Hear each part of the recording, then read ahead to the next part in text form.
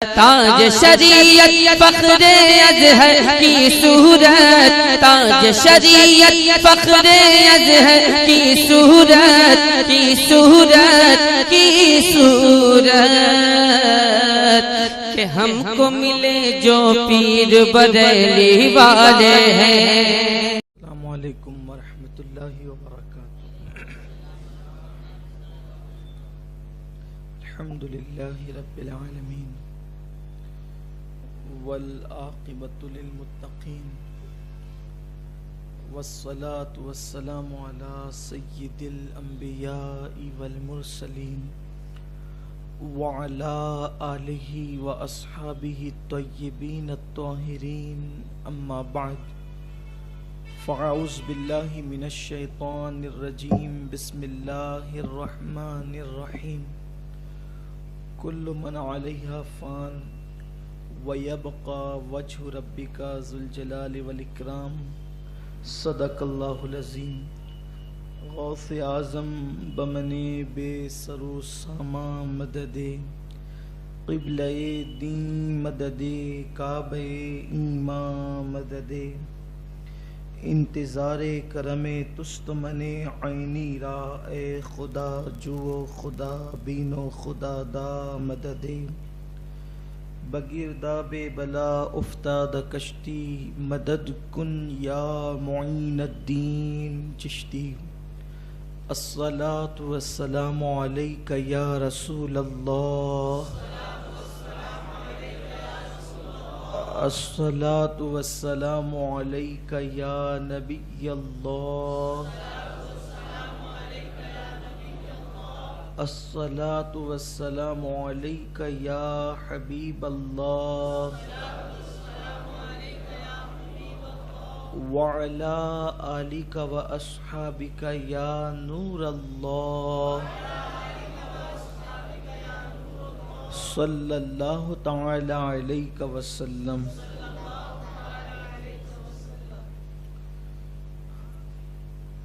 کچھ ہفتوں سے ہمارے مرکز پر قیامت کی نشانیوں کے عنوان سے گفتگو جاری ہے۔ پچھلی نشست میں غالباً 3 یا 4 قیامت کی نشانیاں بیان ہوئی تھی۔ ان میں سے ایک حضور صلی اللہ علیہ وسلم کا وصال ہے، سیدنا فاروق اعظم کی شہادت ہے، سیدنا عثمان غنی ذو النورین کی شہادت ہے، اور یہ تینوں چیزیں بیان ہو گئی تھی۔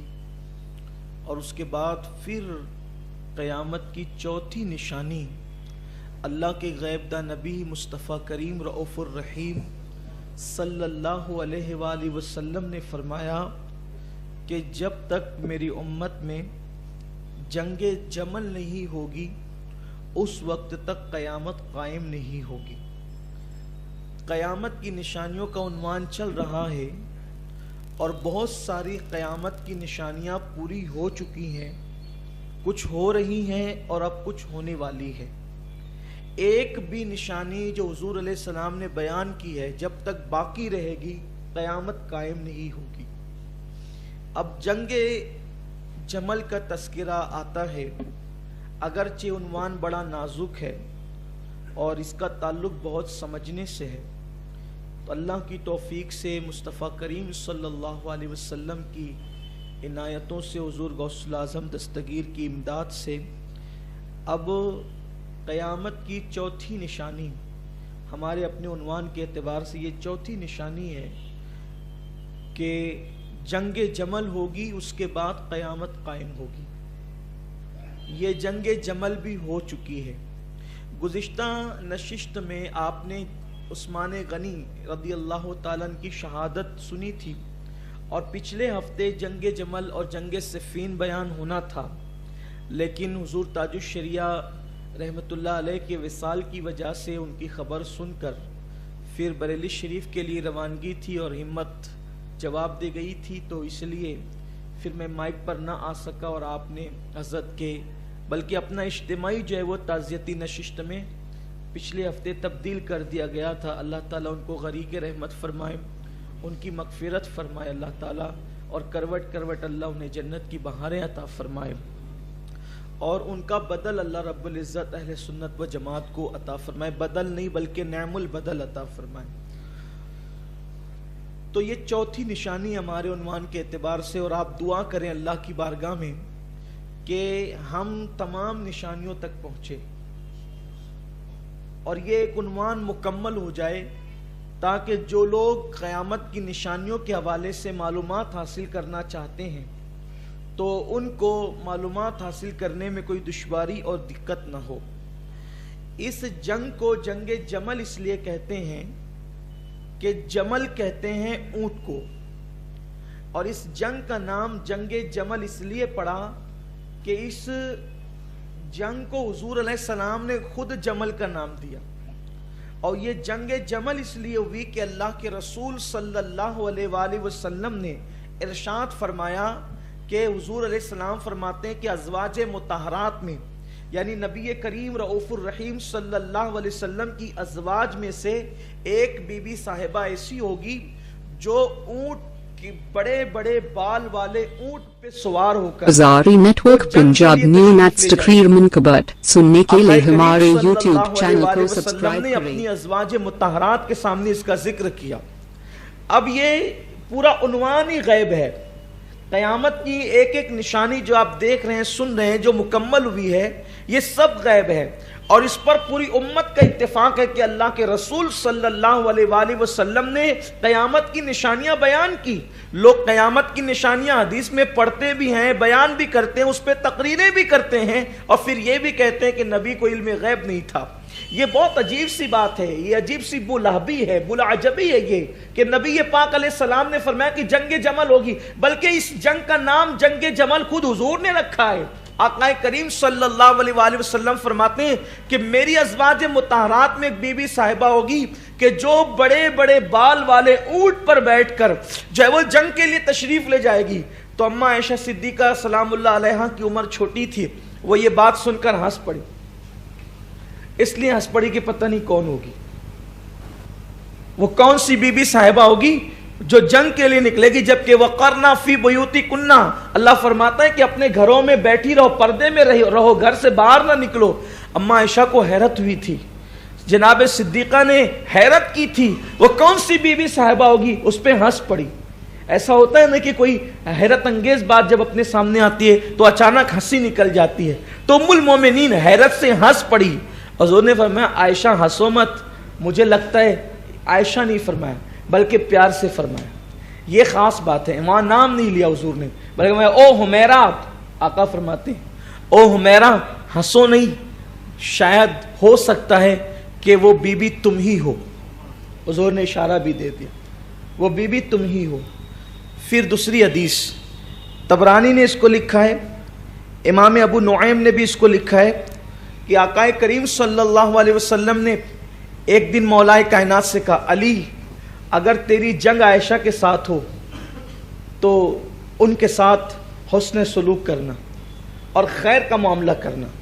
پھر مولا کائنات فرماتے ہیں ایک دن میں اور جناب زبیر, یہ حضرت زبیر ابھی تذکرہ آگے آ رہا ہے, آقا فرماتے حضرت مولا کائنات کہتے ہیں ایک دن میں اور زبیر, یہ حضرت زبیر مولا کائنات کے پھوپھی زاد بھائی ہیں. حضرت زبیر بن عوام یہ حضرت سیدہ صفیہ کے بیٹے ہیں اور ان کو حواری رسول کہا جاتا ہے. تو ایک دن جناب زبیر اور مولا کائنات دونوں ہاتھ میں ہاتھ ڈال کر کھڑے تھے, تو سرکار نے فرمایا زبیر کیا تو علی سے محبت کرتا ہے؟ حضرت زبیر نے کہا یا رسول اللہ بالکل محبت کرتا ہوں. تو آقا کریم صلی اللہ علیہ وآلہ وسلم نے فرمایا کہ زبیر ایک دن تو علی سے لڑے گا. دیکھیں وہاں ایسے آثار ہی نہیں تھے کہ لڑائی ہو, لیکن حضور علیہ السلام غیب دا نبی فرما رہے ہیں, اور یہ ساری باتیں اہل سنت کی کتب میں موجود ہے. اور جو لوگ اہل سنت نہیں ہیں, جو خارجی طبقے سے تعلق رہتے ہیں, ان کی کتابوں میں موجود ہے.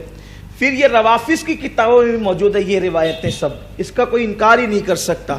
محبت ہاتھ میں ہاتھ ڈال کر کے کھڑے, حضور فرماتے ہیں ایک دن زبیر تو لڑے گا. ان کو حیرت ہوئی، یا رسول اللہ میں لڑوں گا علی سے؟ آقا فرماتے ہیں ہاں، لیکن یاد رکھنا اس وقت تو غلطی پر ہوگا، تو خطا پر ہوگا۔ آقا کریم صلی اللہ علیہ وسلم نے نشاندہی بھی فرما دی کہ اس وقت تو خطا پر ہوگا۔ ایک دن مولا کائنات حضور کی بارگاہ میں حاضر تھے، سرکار نے فرمایا علی میری ازواج میں سے ایک بی بی صاحبہ سے تیری جنگ ہوگی۔ تو مولا کائنات نے کہا یا رسول اللہ پھر تو میں بد نصیب ہوں۔ سرکار نے فرمایا نہیں علی تو بد نصیب نہیں ہو سکتا۔ علی بد نصیب کیسے ہو سکتا؟ علی جس پر نظر ڈال دے اس کے نصیب چمک جاتے ہیں، تو علی بد نصیب؟ عرض کیا رسول اللہ میں بد نصیب؟ آقا فرماتے ہیں تم بد نصیب نہیں ہو علی، بلکہ یہ اللہ تبارک و تعالیٰ کا فیصلہ ہے کہ لیکن بس یہ یاد رکھنا کہ جب اس سے جنگ ہو تو اس وقت میری نسبت کا خیال کرنا اور بہت خیر کے ساتھ اس کو جو ہے وہ مدینہ منورہ پہنچانے کی کوشش کرنا۔ اب یہ جنگ جمل ہوئی کیسے؟ بات یہ ہوئی کہ پچھلی نشست میں آپ سن چکے ہیں کہ حضرت سیدنا عثمان ذو النورین کو جب شہید کر دیا گیا، حضرت عثمان غنی کی شہادت ہوگی۔ اب یہ یہاں خاص بات، جو نوجوان ہیں، جو تحقیق کا جذبہ رکھتے ہیں، جو اسلامی تاریخ پڑھتے ہیں اور سمجھنے کا جذبہ رکھتے ہیں، ان کی میں توجہ چاہتا ہوں، کیونکہ تاریخ کے اندر الگ الگ باتیں موجود ہیں۔ تاریخ کو کبھی بھی من و عن مانا نہیں جا سکتا۔ تاریخ کو کبھی بھی، کسی کی بھی تاریخ ہو، تاریخ لکھنے والا کوئی مورخ ہو، من و عن آپ اس کو نہیں مان سکتے، اس لیے کہ مورخ جب تاریخ لکھتا ہے تو وہ گم شدہ کڑیوں کو اپنے ذوق کے مطابق جوڑتا ہے۔ تاریخ کی تعریف ہی یہ ہے کہ گم شدہ جو ہے وہ کڑیوں کو اپنے ذوق کے مطابق جوڑا جاتا ہے اور پھر تاریخ لکھی جاتی ہے۔ دوسری چیز، جب مورخ تاریخ لکھتا ہے تو اس میں حالات کا بہت عمل دخل ہوتا ہے، حکومت کا بھی عمل دخل ہوتا ہے۔ اب آپ دیکھ رہے ہیں ان دنوں ہندوستان کے اندر جو تاریخ لکھی جا رہی ہوگی یا لکھی جا رہی ہے، اس کا حال کیا ہے؟ ایک چھوٹی سی بات آپ کو کہتا ہوں، ٹی وی پر بیٹھ کر ڈیبیٹ ہوتا ہے کہ اورنگزیب کے نام کے جتنے راستے اور جتنی چیزیں وہ سب ختم کر دو، اس لیے کہ اورنگزیب ایک ظالم بادشاہ تھا جس نے اپنے باپ کو نہیں بخشا۔ ایسے شخص کا نام کروڑ نہیں ہونا چاہیے، اس کے نام سے کوئی شہر نہیں ہونا۔ یہ ڈیبیٹ ہو رہی ہے نا، حالانکہ اس کا تاریخ سے، حقیقت سے کیا تعلق ہے؟ یہ میں صرف سمجھانے کے لیے آپ کو کہہ رہا ہوں، میرا کوئی سیاسی عنوان نہیں ہے اور نہ میں کوئی سیاسی آدمی ہوں، لیکن البتہ یہ بات ضرور ہے کہ جب بھی کہیں گڑبڑ ہوتی ہے تو ممبر و محراب ہی سے اصلاح ہوتی ہے۔ ہم لوگ خدمتگار ہیں ممبر و محراب کے، ہمارا کام ہے۔ تو یہ ڈیبیٹ چل رہا ہے نا، اور ہو رہا ہے، اور نام نہاد مسلم لوگ وہ بھی کہہ رہے ہیں کہ نہیں وہ ظالم تھا، اس لیے کہ انہوں نے پڑھا ہی نہیں ہے، اور کھڑے ہو کر پیشاب کرنے والے لوگ کیا جانے اورنگزیب کیا ہے۔ اورنگزیب کے متعلق پوچھنا ہے تو اس پنڈت سے جا کر کے پوچھو جس نے اپنا گھر اورنگزیب کے اخلاق کو دیکھ کر مسجد کے لیے پیش کر دیا۔ اورنگزیب کو آج کے لوگ زیادہ بہتر جانتے ہیں یا اس دور کے لوگ بہتر زیادہ جانتے تھے؟ اورنگزیب وہ شخص ہے جس کی حکومت کے دور میں کسی عورت پہ ظلم نہیں ہوا۔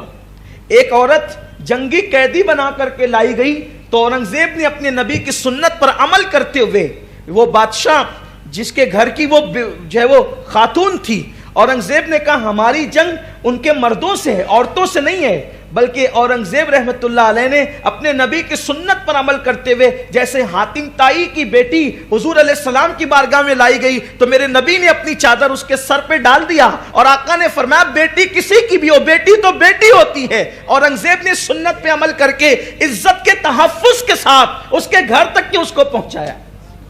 یہ تاریخ ہے، تاریخ کے انمٹ نقوش ہے، لیکن برا ہو چونکہ تاریخ جب مرتب ہوتی ہے تو حالات کے پریشر میں، تاریخ لکھی جاتی ہے تو حالات کے دباؤ میں، مورخ ہمیشہ حالات سے متاثر ہو کر لکھتا ہے۔ کتنا بھی عادل مورخ ہو، کہیں نہ کہیں حالات کے دباؤ میں اس کا قلم پھسلتا ہی ہے۔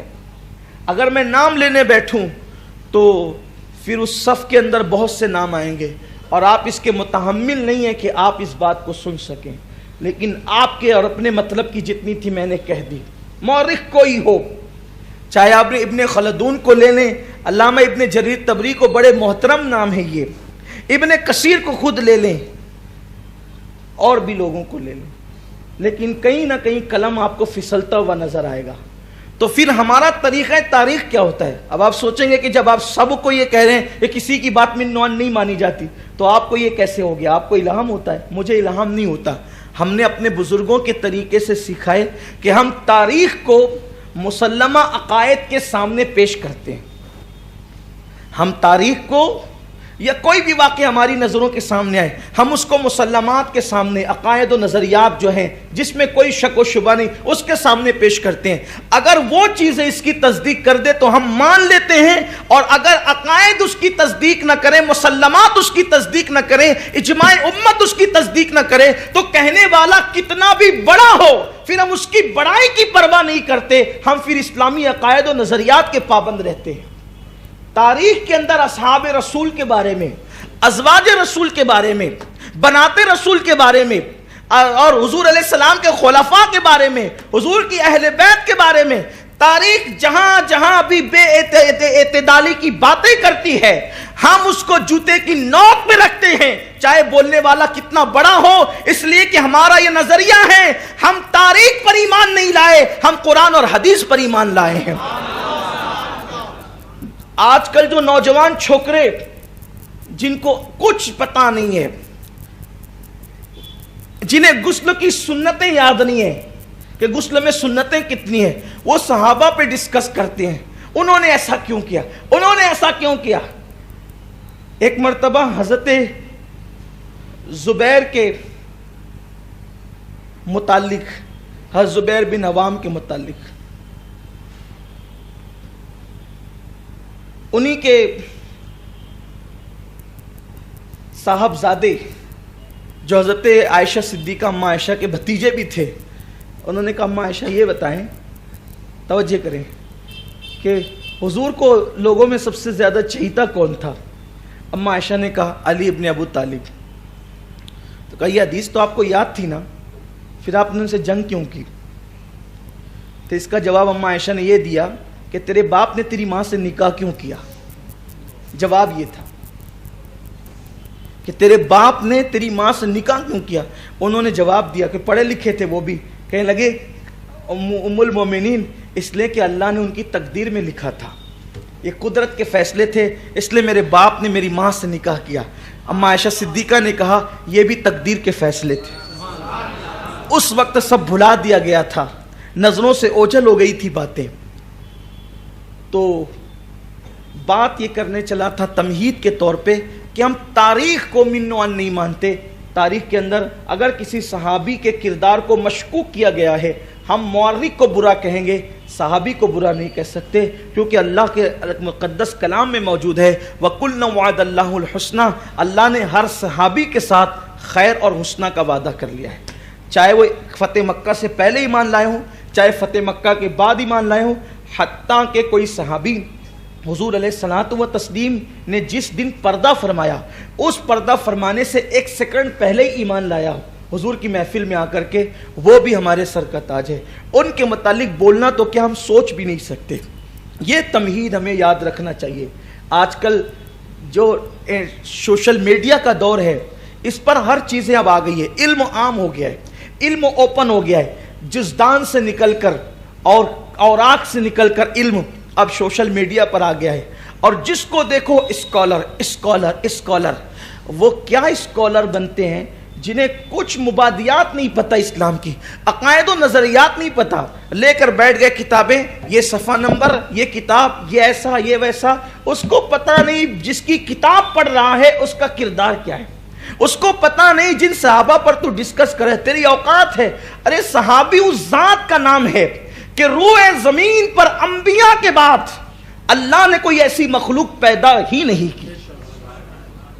اور میں تو اپنے ساتھیوں سے اور اپنے جو ہے وہ سننے والے سامعین سے کہتا ہوں کہ لوگ کہتے ہیں رسول اللہ کے پردہ فرمانے کے بعد صحابہ بگڑ گئے تھے، تو ہم یہ کہتے ہیں کہ معاذ اللہ، یہ بات کہنا یہ حضور کی توہین ہے، یہ بات کہنا حضور کی توہین ہے، کیونکہ جس باپ کے بچے بگڑ جاتے ہیں لوگ کہتے ہیں کہ اس باپ نے اچھی تربیت نہیں کی اس لیے بچے بگڑ گئے. کتنا بھی بڑا عالم ہوگا، مفتی ہوگا، پیر ہوگا، اس کا بیٹا بگڑا ہوا ہوگا تو کس کے کیریکٹر پہ حرف آئے گا کہ اس نے اپنے بچوں کی اچھی تربیت نہیں کی. اور اگر کوئی معاذ اللہ یہ کہتا ہے کہ حضور کے صحابہ بگڑ گئے تھے تو یہ گالی حضور پہ پڑتی ہے معاذ اللہ. تو لوگوں کو سوچ کر بولنا چاہیے. صحابہ کی دشمنی میں جو بات کرتے ہیں، سنو، اللہ کے حبیب صلی اللہ علیہ وسلم کا کوئی صحابی حضور صلی اللہ جو سچے صحابہ تھے، جو ایمان لائے تھے، منافقین کی بات نہیں کرتا، جنہوں نے واقعی دل سے ایمان لایا، چاہے وہ کوئی صحابی ہو، وہ کمی نہیں بگڑا. اگر ان سے خطا بھی ہوئی تو وہ خطا اجتہادی تھی. اب اس پر انگلی رکھ کر کے ان کا مذاق اڑانا یہ حضور علیہ السلام کی بے ادبی اور توہین ہے. اور خدا کی عزت کی قسم، اللہ رب العزت نے جب نبی کے ہر صحابی کے ساتھ خیر کا، حسنہ کا وعدہ کر لیا ہے، تب کون بندہ ان کے، کیا اللہ کو علم نہیں تھا کہ حضور کے پردہ فرمانے کے بعد یہ کیا کریں گے؟ اللہ نے تو ان کو جنت کی بشارتیں دی. ان کے لیے کہ رضی اللہ عنہم ورضوا عنہ، ان کے لیے فرمایا، اللہ نے ان کے لیے فرمایا کہ جن کے ساتھ اللہ نے حسنہ کا وعدہ فرما لیا ہے، تو اللہ فرماتا ہے کہ فرشتے ان کا استقبال کریں گے. تتلقى علیہم الملائکہ، اللہ فرماتا ہے کہ ان کے لیے فرشتے استقبال کریں گے اور کہیں گے سلام علیکم طبتم. جن کے ساتھ حسنہ کا وعدہ ہے، فرشتے جنت کے دروازوں پہ کھڑے رہ کر ان کو سلام کریں گے جن کے ساتھ اللہ نے حسنہ کا وعدہ کیا. کوئی غوث، کتب، ابدال، اغواث ان کے مرتبے کے برابر نہیں ہو سکتے. جو لوگ توہین کرتے ہیں، بے ادبیاں کرتے ہیں، یہ ایسا گناہ بے لذت ہے کہ اس میں سوائے جہنم کے کچھ اور نہیں ملتا. اس لیے گفتگو کرتے وقت بہت اعتدال، بہت احتیاط کا خیال رکھنا چاہیے. صحابہ کے ساتھ حسنہ کا وعدہ اور اہل بیت کے لیے تو رجس سے پاکی کا اعلان ہے. انما یرید اللہ لیذھب عنکم الرجس اہل البیت ویطہرکم تطہیرا. اللہ تعالیٰ نے پلیدیوں سے دور فرما دیا. تو اہل بیت اطہار پر بھی گفتگو کرتے وقت لوگوں کو بڑا خیال کرنا چاہیے. دو طبقے ہو گئے دنیا کے اندر بے ادب لوگوں کے، ایک خارجی اور رافضی. وہ صحابہ کا ادب نہیں کرتے، یہ اہل بیت کے لیے ان کی نیتیں درست نہیں ہیں، عجیب عجیب قسم کی باتیں کرتے ہیں. لیکن الحمدللہ نہ ہم رافضی ہیں نہ خارجی ہے، ہم اہل سنت ہیں الحمدللہ. اور ہمیں فخر ہے کہ اللہ نے ہمیں اہل سنت میں پیدا کیا. اللہ سے دعا ہے کہ اللہ ہماری نسلوں کو اہل سنت پر قائم رکھے اور اللہ ہمیں اسی پہ موت نصیب فرمائے. جنگ جمل کیسے ہو، یہ آپ نے چند احادیث سماعت کی حضور علیہ السلام کی غیب کی خبر. تھوڑا سا آپ آگے ہو جائیں تو تھوڑا پیچھے آنے والوں کو تھوڑا سا وقت وہ بیٹھنے کی جگہ میں آ جائے. تشریف درود شریف پڑھیں. معذرت چاہتے ہیں، اصل میں جگہ کی تنگی ہو گئی ہے. ادھر تو یہاں بیٹھ سکتے ہیں. ذرا بلند آواز سے درود شریف پڑھ لیں.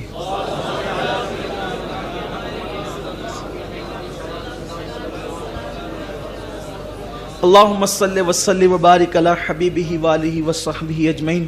صلاۃ و سلام علیک یا جد الحسن والحسین. حضرت سیدنا عثمان غنی رضی اللہ تعالیٰ کی شہادت ہوئی. شہادت کے بعد تاریخ میں آتا ہے کہ دوسرے ہی دن لوگ مولا کائنات علی المرتضیٰ کی بارگاہ میں پہنچے اور پہنچنے کے بعد آپ کے ہاتھ پر ان لوگوں نے بیعت کی. جب بیعت کی مولا کائنات کے ہاتھ پر تو اس وقت حضرت سیدنا طلحہ، یہ عشرہ مبشرہ میں سے، حضرت زبیر یہ بھی عشرہ مبشرہ میں سے.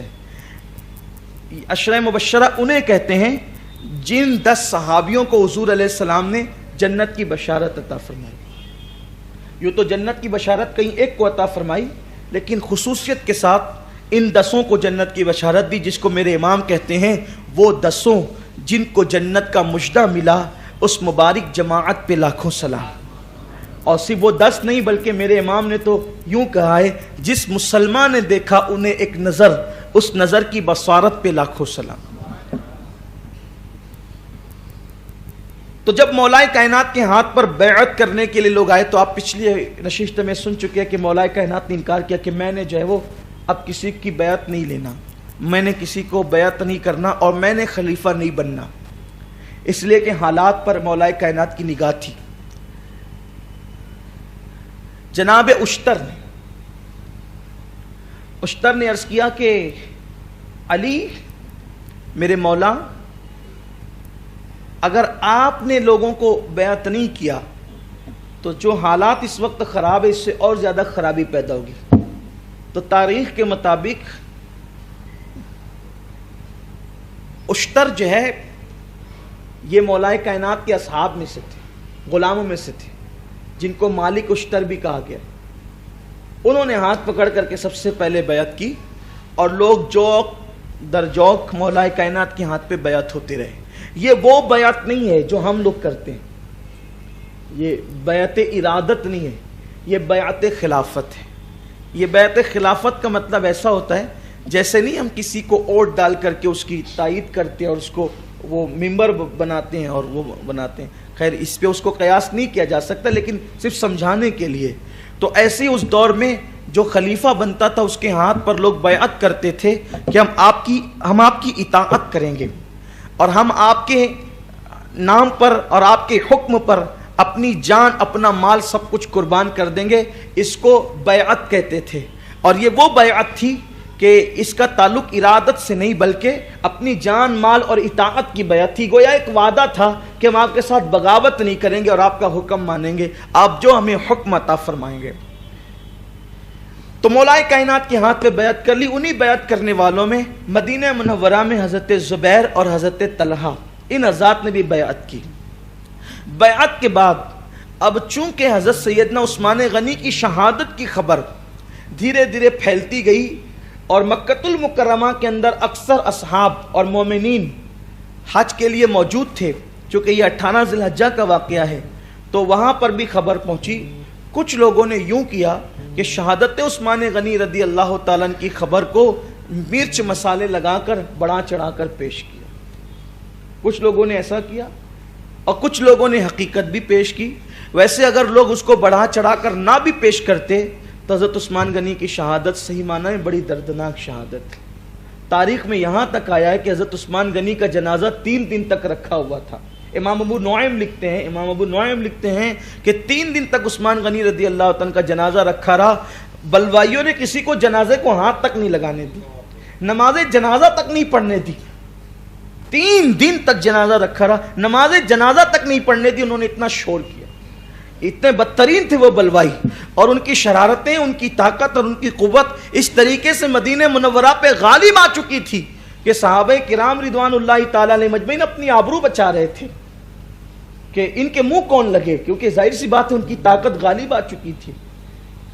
امام ابو نعیم کی روایت اگر صحیح ہے تو آپ حیرت کی بات ہے. اور اب پھر یہ بات امام ابو نعیم اس محدث کا نام ہے کہ امام اہل سنت نے جگہ جگہ فتاوی رضویہ شریف میں ان کے حلیہ کا حوالہ دیا. حلیۃ الاولیاء جو ان کی کتاب ہے بڑی شورِ آفاق کتاب ہے, اور اس کو محدثین, مفسرین اور صوفیاء کی نظر میں بہت اعتماد کی نظر سے دیکھا جاتا ہے. اصل میں حوالے لے کر کے صرف اسی لیے آ گیا ہوں تاکہ آپ کے سامنے حوالے سے بات پیش کروں, اگر آپ اس کو کہیں چیک کرنا چاہیں تو آپ کے لیے آسانی بھی ہو جائے. تو امام ابو نعیم لکھتے ہیں کہ 3 دن تک کے جو ہے آپ کی نماز جنازہ تک نہیں ہونے دی, بلکہ شیخ الاسلام والمسلمین حضرت علامہ انوار اللہ فاروقی بانی جامعہ نظامیہ حیدرآباد وہ لکھتے ہیں کہ حضرت عثمان غنی رضی اللہ تعالیٰ عنہ کے ساتھ تو اتنا بدترین سلوک کیا ان بلوائیوں نے کہ آپ کے اعضاء کو بھی معاذ اللہ اذیت پہنچائی. انہوں نے جو دردناک شہادت لکھی ہے وہ تو بات ہی الگ ہے. تو یہ کوئی ایسی بات نہیں تھی, کوئی چھوٹی موٹی بات, لیکن اگر اس کو مرچ مسالہ لگا کر مبالغے کے ساتھ نہ بھی پیش کیا جاتا تو بھی یہ شہادت بڑی دردناک تھی. لیکن لوگوں نے اس کو اور بڑھا چڑھا کر کے پیش کیا, اس لیے کہ کچھ لوگوں کی نیتیں ٹھیک نہیں تھی.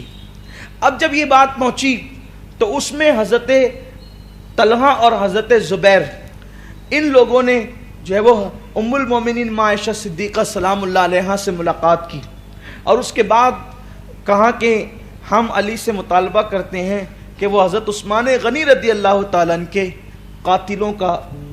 قاتلوں سے بدلہ لے اور انہیں قتل کرے.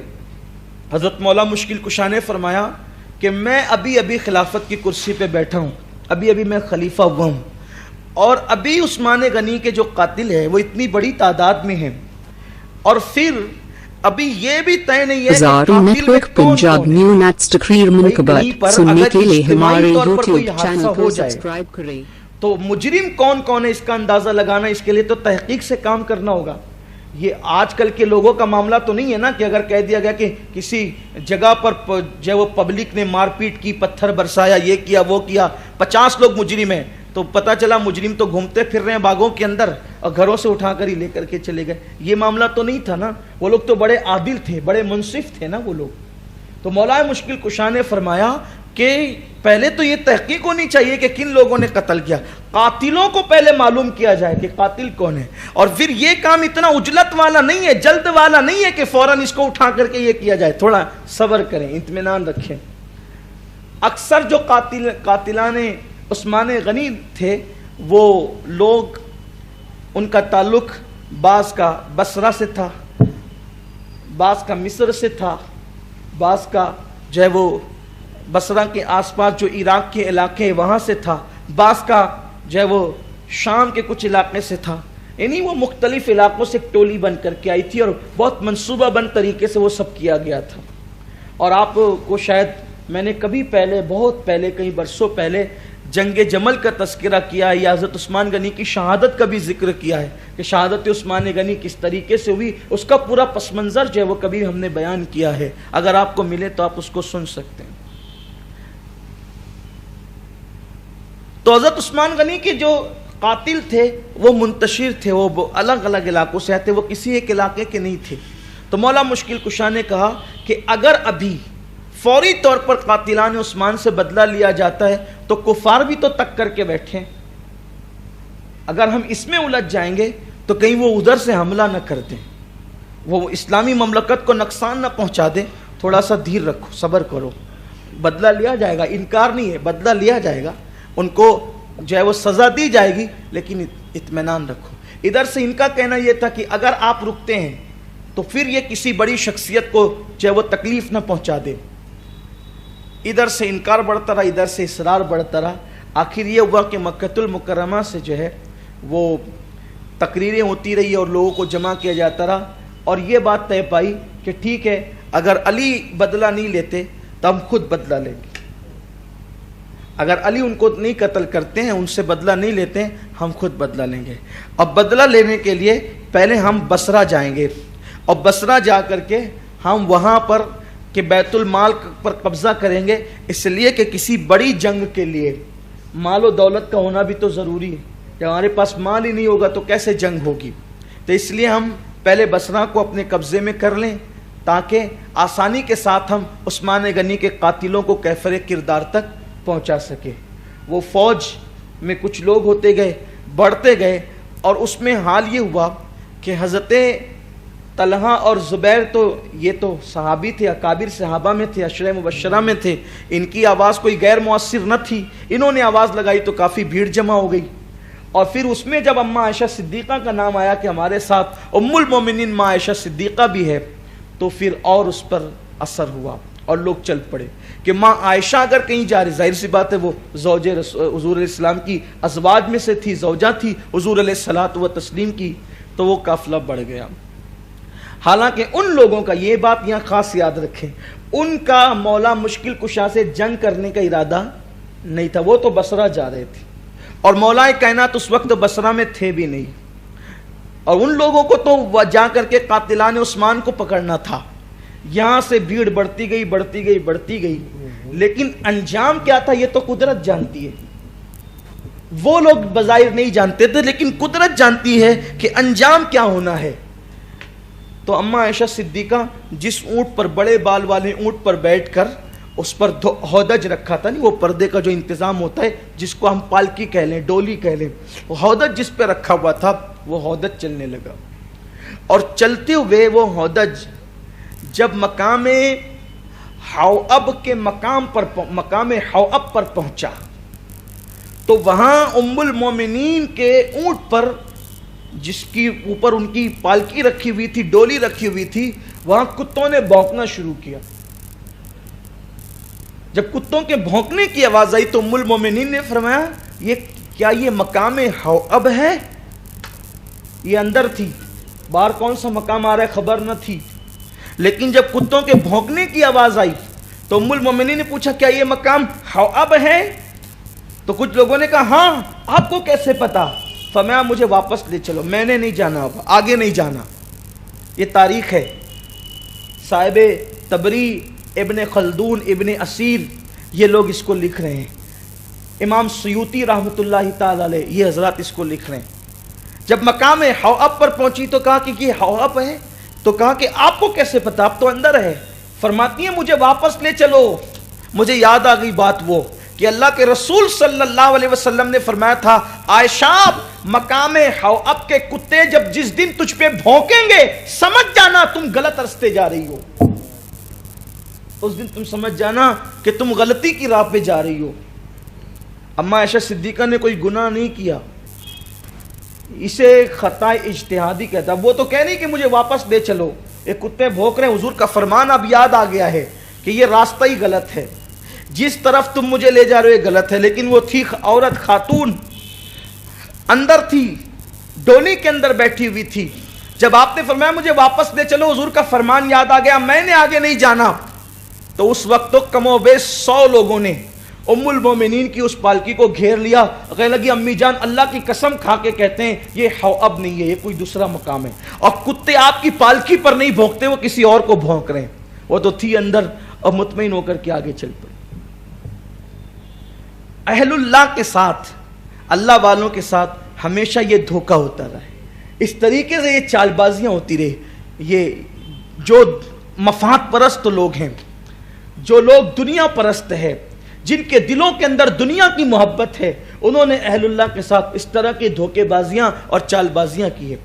اکثر لوگ ان چیزوں کو نظر انداز کر دیتے ہیں تو پھر بزرگوں کے کردار پر وہ انگلی اٹھانا شروع کر دیتے ہیں. اب بتاؤ اس ذات کا قصور کیا ہے کہ پہلی بات تو وہ مولا علی سے جنگ کے لیے جا بھی نہیں رہی ہیں، اور پھر حضور علیہ السلام کی پیشن گوئی، آقا علیہ السلام کی غیب کی خبر کہ مقام حواب پر کتے بھونکیں گے تم غلط رستے جا رہی ہوگی. حالانکہ چونکہ اب کوئی یہ کہہ سکتا ہے کہ جب وہ مولا علی سے جنگ کے لیے نہیں جا رہی ہے تو غلط رستے کیسے جا رہی ہے؟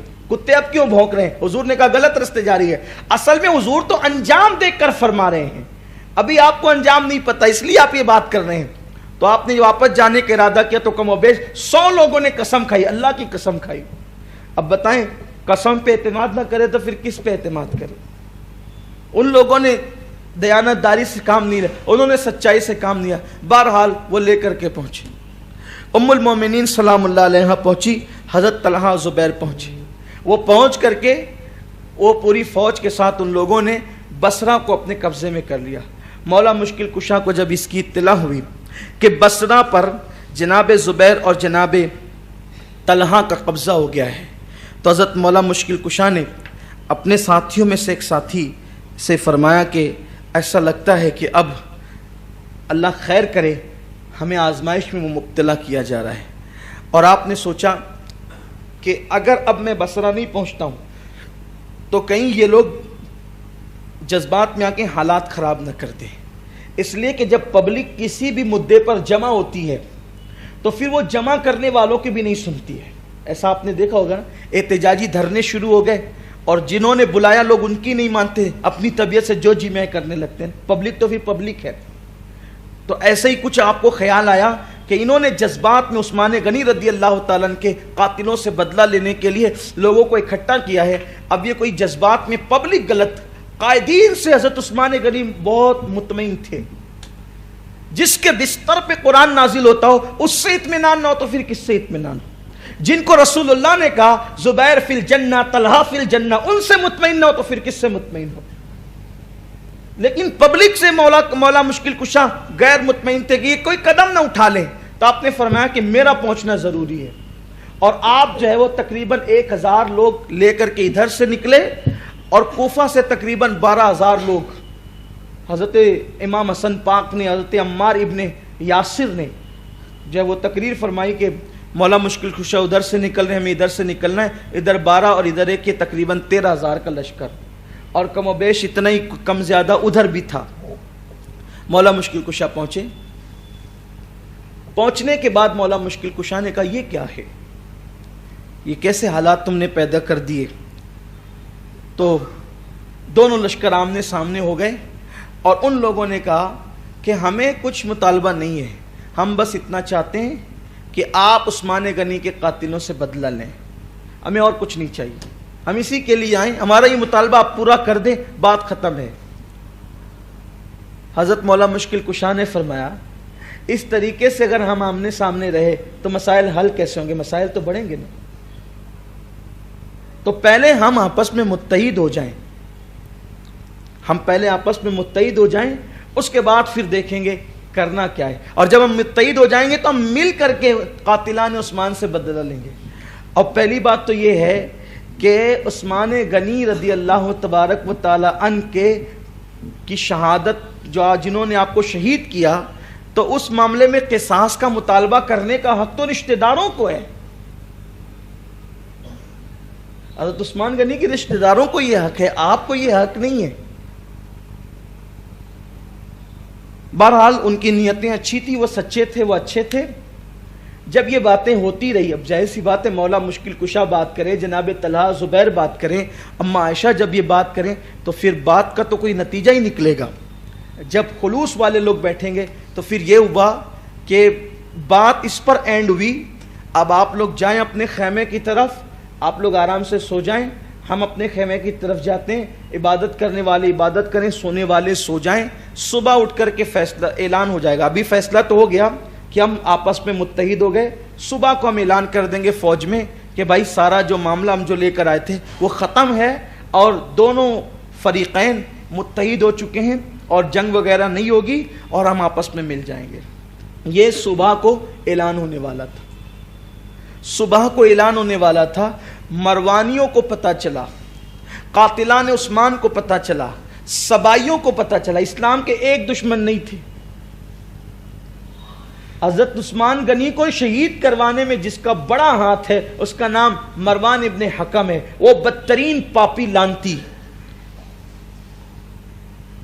جو ناسبی تھا، اب بڑا بدترین آدمی تھا، بڑی عجیب خباثت والا اس کا ذہن تھا۔ کچھ لوگ ہوتے ہیں نا وہ پیدائشی طور پر نیچ ہوتے ہیں، اس میں سے وہ تھا مروان، کہ کچھ لوگوں کو جو ہے لوگوں کو لڑانے میں مزہ آتا ہے، اور سکون سے بیٹھ ہی نہیں سکتے، اگر وہ دریا کے کنارے بھی بیٹھیں گے نا تو دریا کا سکون بھی ان سے نہیں دیکھا جاتا، وہ اس پہ پتھر مارتے رہتے ہیں، انہیں چین ہی نہیں، بے چین طبیعت کے لوگ ہیں، وہ پوری کائنات کو متزلزل کرنا چاہتے ہیں، یعنی گویا کہ مروانی فطرت لوگوں کے اندر رہتی ہے، انہیں اچھا نہیں لگتا، لبوں پہ مسکراہٹ اچھی نہیں لگتی، لوگوں کا سکون اچھا نہیں لگتا، اتحاد کی باتیں اچھی نہیں لگتی۔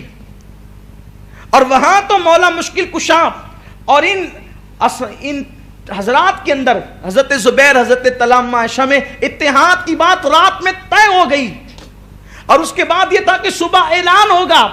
اب صبح کا انتظار تھا، مولا مشکل کشا خوش تھے کہ اتنا بڑا فتنہ خدا نے ٹال دیا، اتنی بڑی جنگ اللہ نے ٹال دی۔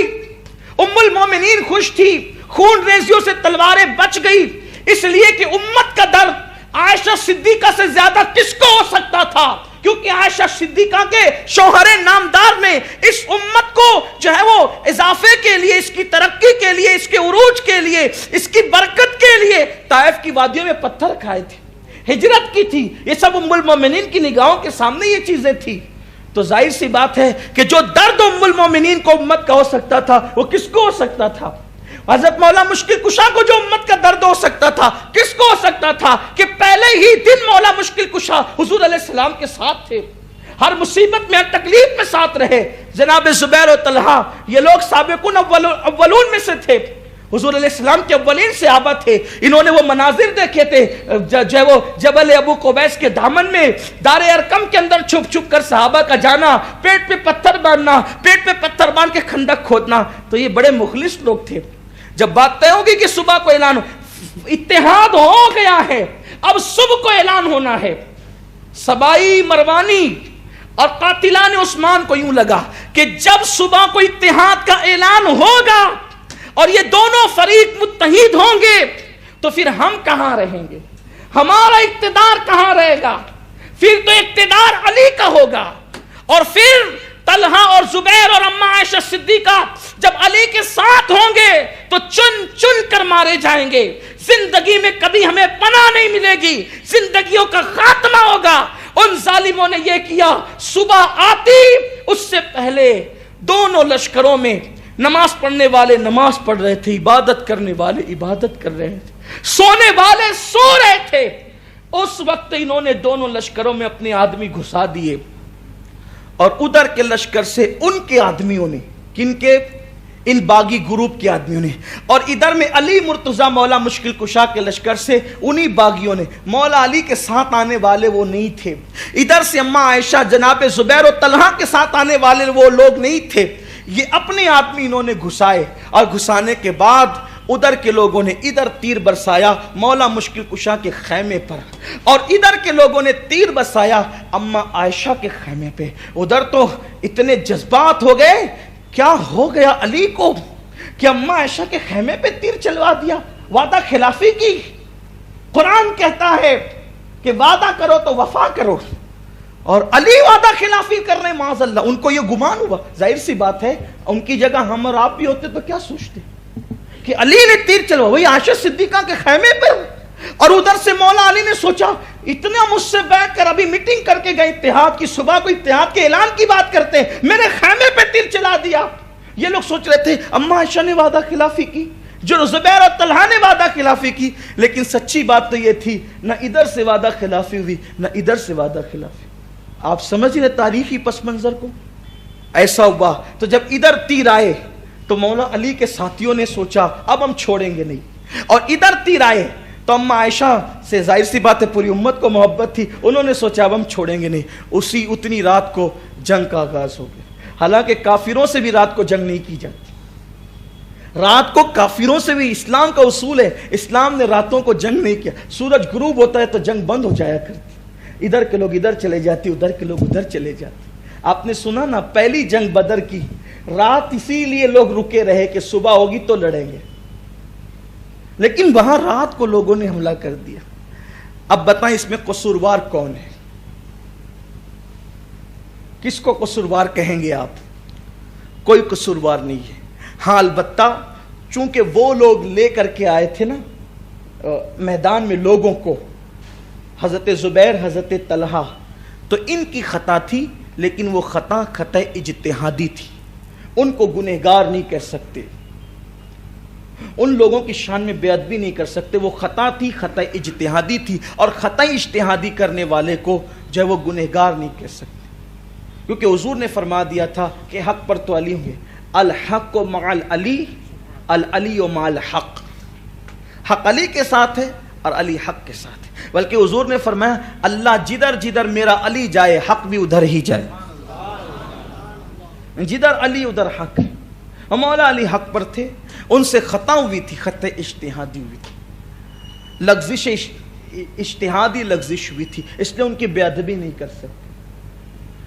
اور پھر جب جنگ شباب پر پہنچی، بعض لوگ جنگ سے پہلے کی بات کرتے ہیں، بعض مورخین، اب دھیان سے سنیں، جب جنگ شباب پر پہنچی تو مولا مشکل کشا کی نظر حضرت زبیر پہ پڑی گا، زبیر لڑ پڑا نا مجھ سے۔ زبیر نے کہا کیا ہوا؟ کہا بھول گیا وہ حدیث، اللہ کے رسول نے جب تجھے اور مجھے دیکھا تھا کہ ہم ہاتھ پکڑ کر کھڑے ہیں تو تجھ سے پوچھا تھا کیا تو علی سے محبت کرتا ہے؟ تم نے کہا تھا نا ہاں محبت کرتا ہوں، تو حضور نے کہا تھا کہ تو علی سے لڑے گا، تو آپ تعجب سے کہا تھا کہ یا رسول اللہ میں علی سے لڑوں گا، آقا نے ہاں تو لڑے گا، اور جس دن تو لڑے گا تو خطا پر ہوگا۔ بولو زبیر یہ حدیث ہے کہ نہیں؟ اس وقت حضرت زبیر نے کہا اللہ کی قسم میں علی سے نہیں لڑوں گا، اس لیے کہ تم نے مجھے بہت بڑی بات یاد دلا دی۔ فوراً حضرت زبیر نے اپنے بیٹے سے کہا اے بیٹا انہوں نے تو بہت بڑی بات یاد دلائی۔ اسی وقت جناب زبیر میدان چھوڑ کر نکل گئے۔ این شباب کے عالم میں جنگ پورے شباب پر تھی، جب حضور کا یہ فرمان یاد دلایا مولا مشکل کشا نے کہ زبیر جب تم علی سے جنگ کرو گے تو تم خطا پر ہوں گے، حضرت مولا مشکل کشا کی یہ بات سن کر حدیث یاد آ گئی، کتنے مخلص لوگ تھے، حدیث یاد آ گئی، ضد پہ اڑے نہیں رہے، میدان چھوڑ کر نکل گئے۔ یہ بھی تو غیب کی خبر تھی۔ حضرت زبیر ادھر نکل گئے، لیکن یہ ہوا کہ زبیر جا رہے تھے، جاتے ہوئے کسی نے پکڑا، پہچان لیا کہ یہ تو زبیر ہے، اور اس نے حضرت زبیر کو شہید کر دیا۔ اور جب وہ آیا تو مولا علی سے کہتا ہے خوشخبری لے کر آیا۔ کہا کیا؟ کہا زبیر کا سر رہا، کہا تیرے لیے جہنم مبارک ہو۔ کہا عجیب سی بات ہے، آپ کے لیے لڑیں تو جہنم میں جائیں، آپ سے لڑیں تو بھی جہنم میں جائیں۔ مولا کہتے ہیں میں کیا کروں، یہ تو حضور کا فرمان ہے کہ زبیر کو جہنمی شہید کرے گا، تو جہنمی ہے۔ حضرت طلحہ رضی اللہ تعالیٰ ایک شخص کہتے ہیں کہ میں جناب حضرت ثور کہتے ہیں جو مولا علی کے ساتھ آئے تھے میدان میں، کہ میں نے طلحہ کو اس وقت دیکھا جب طلحہ آخری سانسیں لے رہے تھے، تو انہوں نے کہا او ثور ادھر آ ادھر آ۔ کہا کیا بات ہے؟ میں نے طلحہ کو پہچانا کہ یہ حضرت طلحہ صحابہ رسول ہے۔ کہا کہ تو علی کے ساتھ آیا؟ کہا میں علی کے ساتھ ہوں۔ کہا تیرا ہاتھ بڑھا، میں علی کی بیعت کرتا ہوں، میں علی کی بیعت کرتا ہوں۔ جب یہ بات انہوں نے پوری کی اور اس حضرت مولا علی کے ساتھی کے ہاتھ پر علی مرتضیٰ کے نام پر حضرت طلحہ نے بیعت کی، اور پھر اس کے بعد اسی پر ان کی سانسیں اکھڑ گئی اور وہ شہید ہو گئے۔ تو جناب ثور جو ہے وہ آ کر کے مولا مشکل کشا سے کہتے ہیں کہ طلحہ نے تو دنیا سے جاتے جاتے آپ کے نام پہ میرے ہاتھ پہ بیعت کی ہے۔ مولا علی مسکرا پڑے، صدق رسول اللہ صلی اللہ علیہ وسلم، اللہ کے رسول نے سچ کہا۔ کہا کیا ہوا؟ کہا حضور نے فرمایا کہ میں طلحہ کو جنت میں اس حالت میں دیکھ رہا ہوں کہ علی کی بیعت کی رسی طلحہ کی گردن میں موجود ہے۔ لوگ تو سوچ رہے تھے کہ سامنے آ گئے تو گویا کہ بیعت کے سے جو ہے وہ دور ہو گئے، لیکن قربان جائے غیب دا نبی کی غیب کی خبر کہ طلحہ اس حالت میں دنیا سے جائیں گے کہ ان کے ہاتھ میں حضرت مولا مشکل کشا کا ہاتھ ہوگا، یعنی ان کے گلے میں علی مرتضیٰ کی بیعت کی نشانی موجود ہوگی۔ حضرت طلحہ بھی شہید، جب حضرت زبیر چلے گئے طلحہ شہید ہو گئے، اور حضرت اماں عائشہ صدیقہ جس اونٹ پر بیٹھی ہوئی تھی تو اس اونٹ کے پیر کسی نے کاٹ دیے، تو آپ زمین پہ آ گئی۔ جب زمین پر آ گئی تو جو فوجی تھے ان کی ہمت پست ہو گئی، کچھ کٹنے لگے، کچھ جو ہے وہ اور کچھ میدان چھوڑ کے بھاگنے لگے۔ اس جنگ میں کم و بیش 13 یا 23 ہزار لوگ شہید ہوئے۔ یہ جنگ جمل ہے، شہید ہوئے۔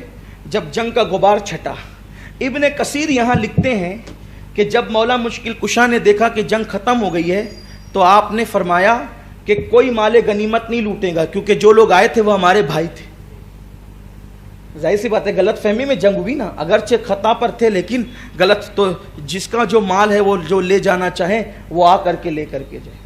مال غنیمت اس میں نہیں ہوگا، کوئی مال نہیں لوٹے گا، اور کوئی زبردستی کسی بھاگنے والے کے پیچھے بھی نہیں بھاگے گا۔ یعنی جو جنگ کا اصول ہے نا کہ کوئی بھاگے تو اس کے پیچھے جا کے قتل کرو، بھاگا نہیں جائے گا۔ جو بھاگ جا رہا ہے اس کو بھاگنے دو، جو وہ ہتھیار کو زمین پہ رکھ کر کے جنگ سے ہاتھ اٹھا رہا ہے اس کو چھوڑ دو۔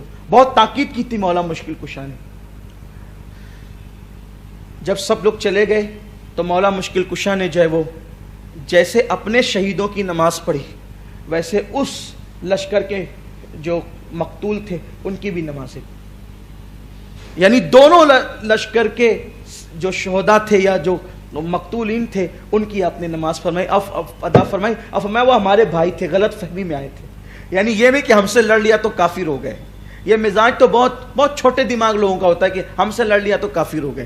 جن کا مزاج یہ نا کہ ہم سے لڑ لیا تو کافر ہو گئے، وہ گویا اپنے آپ کو خدا سمجھتے ہیں، وہ گویا معاذ اللہ اپنے آپ کو گویا کہ معاذ اللہ رسول سمجھتے ہیں، اس لیے کہ کسی سے لڑ کر کوئی کافر نہیں ہوتا، یا تو خدا سے لڑ کے کافر ہوگا یا تو نبی سے لڑ کے کافر ہوگا۔ تو جو لوگ سمجھتے ہیں نا کہ ہم سے لڑ کے کافر ہو گئے، انہوں نے اپنے آپ کو پتہ نہیں کیا سمجھ لیا ہے۔ حضرت مجدد الفسانی تو یہ کہتے ہیں نا اپنے آپ کو خدا رسول مت سمجھو، یعنی اگر کوئی تمہیں کراس کرے تو تم یہ مت سمجھنا کہ اس کو کوئی حق نہیں ہے۔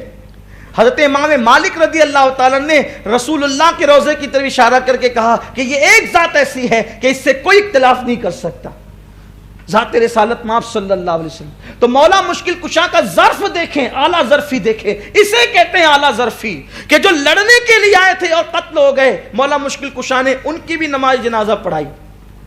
ابن کثیر لکھ رہے ہیں میں سوچتا ہوں یا اللہ کیا اعلیٰ ظرف ہے تیرے محبوب کے صحابہ کا، خاندان نبوت کا کیا اعلیٰ ظرف ہے، لڑنے کے لیے آئے ہیں، ان کی نماز جنازہ مولا مشکل کشا خود پڑھا رہے ہیں۔ اور اللہ اکبر، میرا ایمان ہے علی نے جس کا جنازہ پڑھا دیا پھر اس کا ٹھکانہ جنت ہی ہے۔ علی جس کے لیے مغفرت کی دعا کر دی۔ اب ابن کثیر نے یہاں کتنا انصاف کیا، ابن کثیر کے ذمے پر ہے یہ بات، میں تو ناقل کی حیثیت سے نقل کرا، اور میرا ارادہ نہیں ہے جو ہے وہ کسی سے الجھنے کا یا مناظرہ کرنے کا اس عنوان پر، میں نے صرف یہ بات بحیثیت ناقل کے کہہ دی. ابن کثیر نے لکھا ہے، آپ اس کو وہاں جا کے پڑھ سکتے ہیں. اب اماں عائشہ صدیقہ کے پاس مولا مشکل کشا گئے. پوچھا کیسی ہیں امی جان آپ؟ سلام کیا، اس طرح کیا، السلام علیکم یا ام المومنین، اے مومنین کی ماں آپ پہ سلام ہو. آپ نے جواب دیا، کہا کیا حال ہے؟ ارشاد فرمایا کہ ٹھیک ہوں. کہا کہ آپ چلیں. حیرت کی بات یہ تھی، اماں عائشہ صدیقہ رضی اللہ تعالیٰ عنہ ادھر تھی، حضرت طلحہ اور زبیر کے ساتھ تھی رضی اللہ تعالیٰ عنہ. ام المومنین کے سگے بھائی، اماں عائشہ صدیقہ کے سگے بھائی محمد بن ابو بکر، یہ مولا علی کے ساتھ تھی. یہ جنگ جمل ہے، بہن ادھر ہے، بھائی ادھر ہے. حضرت محمد بن ابو بکر مولا مشکل کشا کے ساتھ. حضرت محمد بن ابو بکر کو لے کر کے گئے اور بصرہ میں ایک ہی گھر تھا جو اس وقت بہت بڑا تھا، اس گھر میں ام المومنین کو ٹھہرایا. آپ اندر ام المومنین سے بات کر رہے تھے، کسی نے آگے کہا مولا مشکل کشا سے کہ علی، باہر دو لڑکے ہیں جو اماں عائشہ کو گالیاں دیتے ہیں. حضرت مولا مشکل کشا نے وہاں دونوں کو پکڑو اور انہیں 100 کوڑے لگاؤ ام المومنین کی بے ادبی کرنے کی وجہ سے. آج تو لوگ جو ہے وہ محفلوں میں تبرہ کرتے ہیں عائشہ پر، انہوں نے یہ کیا، انہوں نے یہ کیا. اگر آج ظاہری طور پہ مولا علی ہوتے تو ان کو بھی کوڑے لگتے. مولا مشکل کشا نے پھر باتیں کی اور فرمایا کہ کہنے لگے کہ آپ کے لیے میرے دل میں کوئی کینہ نہیں ہے. اماں عائشہ نے کہا میرے دل میں بھی کوئی کینہ نہیں ہے، اور میں نے یہاں آ کر کے جو ہے وہ مجھ سے خطا ہوئی، مجھے نہیں آنا چاہیے تھا، مجھے نہیں پتا تھا کہ جنگ آپ سے ہو جائے گی اور حالات یہ پیدا ہوں گے. تو بڑا پیارا سا جواب دیا مولا علی نے کہ چھوڑیے اب اس کو. ایک دیور بھابھی کے درمیان جو اختلاف ہوتا ہے تھوڑا بہت گھر کے اندر، وہ ہو گیا اور وہ ختم ہو گیا. کیونکہ دیور بھاوج کا رشتہ بھی تھا نا، مولا علی رسول اللہ کے بھائی تھے رشتے میں، اور ام المومنین تھی ایمان کے رشتے سے. تو کیا پیارا جواب دے گا، دیور بھاوج کے ساتھ جو تھوڑا سا کچھ ہو جاتا ہے بس اتنا. ام المومنین نے بھی کہا کہ ہاں، شوہر کے بھائی سے ایک بھاوج کو جتنا پیار ہوتا ہے وہی پیار مجھے آپ سے، کیونکہ آپ میرے دیور ہیں. اور یہ بات وہاں ختم ہو گئی. پھر تقریباً کم و بیش بصرہ کی 40 عورتوں کو مولا مشکل کشا نے حضرت ام المومنین عائشہ صدیقہ کے ساتھ کیا، اور ساتھ کرنے کے بعد ان کے بھائی محمد بن ابو بکر کو بھی ساتھ کیا. خود مولا مشکل کشا، امام حسن، امام حسین، حضرت جعفر، حضرت عبداللہ ابن جعفر، یہ سب مل کر کے حضرت ام المومنین کے جو اونٹ کو جس پر ہودج رکھا ہوا تھا وہ کئی میل تک پہنچانے کے لیے گئے. یہ پیدل چلتے رہے ام المومنین، اس لیے تاکہ لوگوں کو پتہ چل جائے کہ ام المومنین کے ساتھ جنگ ہوئی ہے، دل میلے نہیں ہوئے ہیں، کیونکہ ہم حقیقتوں کو جانتے ہیں کہ اس کے پیچھے بات کیا ہے. دیر تک، دور تک پیدل چلتے گئے، اور اس کے بعد پھر ایک جگہ آئی تو وہاں ان کو پہنچا کر کے مولا مشکل کشا واپس کوفہ تشریف لیا. یہ ہے جنگ جمل. اس سے آپ کہیں بھی یہ بات کیا آپ کو پتہ چلتی ہے کہ اس میں مولا مشکل کشا کی جناب زبیر سے دشمنی تھی، یا جناب حضرت زبیر تو جنگ میدان چھوڑ کر چلے گئے تھے. حضرت طلحہ جاتے جاتے مولا علی کے ہاتھ میں بیعت کر چکے.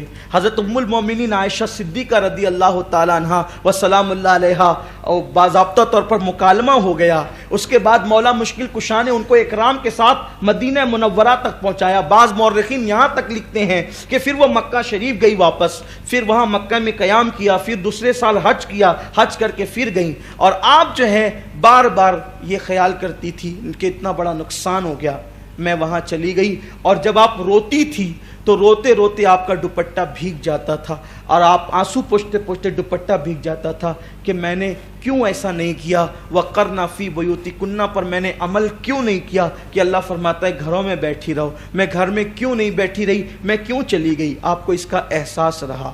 پھر اس کے بعد مولا کائنات کی شہادت تک آپ کے تعلقات بہت اچھے رہے. مولا مشکل کشا ہر ممکن خدمت کرتے ام المومنین ماں عائشہ صدیقہ رضی اللہ تعالیٰ کی. اس کا ثبوت یہ بھی ہے، اسی لیے تو محمد بن ابو بکر اخیر تک آپ کے ساتھ رہے. حضرت ابو بکر کے صاحبزادے جو ام المومنین کے سگے بھائی ہیں وہ ساتھ رہے مولا مشکل کشا کے ساتھ. اور پھر علی جو ہے جو چونٹی پر ظلم نہیں کرتا، وہ نبی کی بیوی پہ ظلم کیسے کر سکتا ہے. تو یہ جنگ جمل ہے اور یہ قیامت کی چوتھی نشانی ہے، اور یہ قیامت کی چوتھی نشانی بھی پوری ہو چکی ہے۔ پھر حضور علیہ السلام نے فرمایا جب تک میری امت میں جنگ صفین نہیں ہوگی اس وقت تک کہ قیامت قائم نہیں ہوگی۔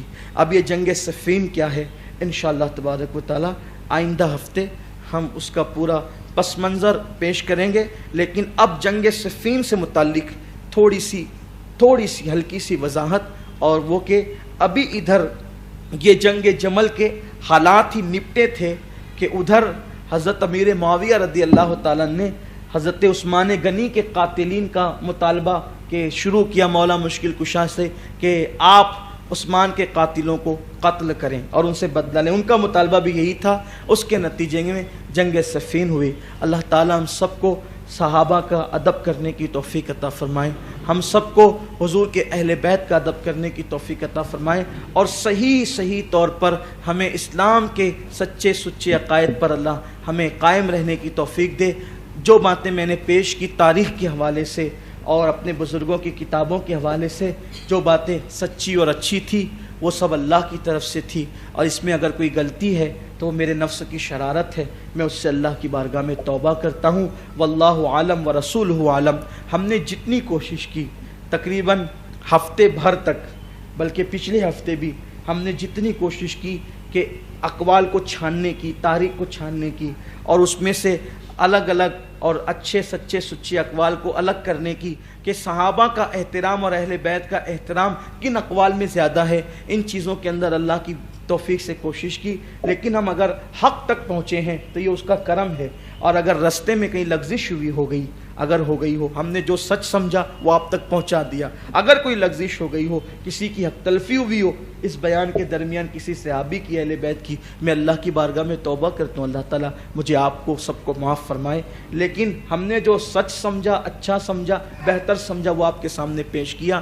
یہ ہے جنگ جمل، اسے جنگ جمل کہتے ہیں۔ اس کے علاوہ جو باتیں قصے کہانیاں گڑی گئی ہے جس میں صحابہ کی، اہل بیت کی توہین ہوتی ہے، اس کا حقیقت سے کوئی تعلق نہیں ہے، چاہے وہ کسی کتاب میں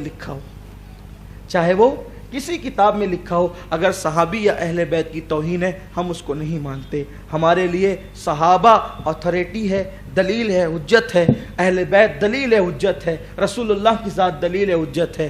اب ان کی کوئی بے ادبی کرے یا ان پر معاذ اللہ سب و شتم کرے تو ہم اس کو نہیں مانتے، اس سے برات کا اظہار کرتے ہیں۔ اور آپ سے میری گزارش ہے اس پرفتن دور میں اپنے ایمان اور اپنے عقیدے کو بچانے کی کوشش کریں، اس لیے کہ قبر میں عقیدہ کام آئے گا۔ اگر آپ عقیدہ سچا سلامت لے گئے تو کامیاب رہیں گے، اور اگر اچھا عقیدہ نہ رہا، اگر کسی صحابی کی بے ادبی ہو گئی آپ کی زبان سے، حضور نے لعنت فرمائی ہے، فرمایا جس نے میرے صحابی کو برا کہا اللہ نہ اس کی نمازیں قبول کرتا ہے، نہ اس کی دعا قبول کرتا ہے، نہ اس کا فرض قبول کرتا ہے، نہ اس کا نفل قبول کرتا ہے۔ اس لیے بولنے سے پہلے بہت سوچنا ہوگا۔ اللہ تعالیٰ ہم سب کو توفیق بخشے۔ آئندہ ہفتے بھی آج کی طرح جلدی آ جائیں، انشاءاللہ جنگ صفین کا تذکرہ ہوگا، شاید جنگ جمل سے کچھ طویل تذکرہ جنگ صفین کا ہمیں کرنا پڑے گا، کیونکہ اس کے اندر جگہ جگہ پر بہت ساری وضاحتیں بھی ہوگی۔ اس ہفتے بھی چونکہ ابھی 15 منٹ بچے ہوئے ہیں ہمارے ٹائم میں جنگ صفین شروع کر سکتا ہوں، لیکن آج اس لیے شروع نہیں کرتا کہ اگر شروع کروں گا تو پھر مجھے ادھوری بات پہ روکنا پڑے گا، پھر آئندہ آپ اس کو اس سے جوڑ سکے یا نہ جوڑ سکے، اس لیے آئندہ ہفتے انشاءاللہ ہم شروع کریں گے، اور جلد شروع کر کے کوشش کریں گے جلد اس کو مکمل کرنے کی۔ السلام علیکم۔ Azari Network Punjab New Nats Takreer Mankabat سننے کے لیے ہمارے YouTube چینل کو سبسکرائب کریں۔